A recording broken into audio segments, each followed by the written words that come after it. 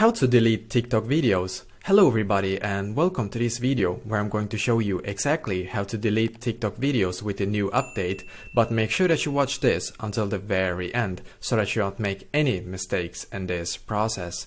So the first thing we need to do is to actually go into the App Store if you have an iPhone or Google Play if you have an Android phone, and then we need to search for TikTok.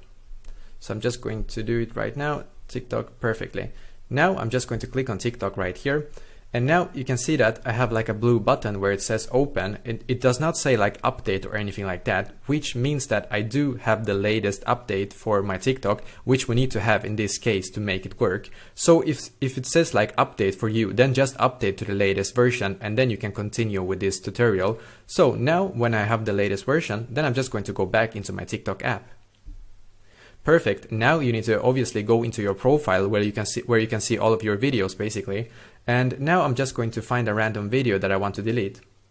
So I'm just going to click on this one right here. Perfect. Now when I'm in here, then you can see that there's like three like dots basically in the bottom right corner. That is exactly where I need to click. Also, by the way, you could have like a share button there instead, or in like a snapshot button here, as you can see, it just pops up randomly. I'm just going to close this and I'm going to go here again. So if you have a share button, then you can click there as well. It's the same thing.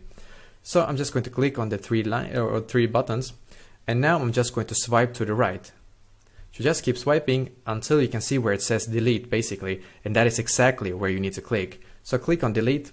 Now once again click on delete.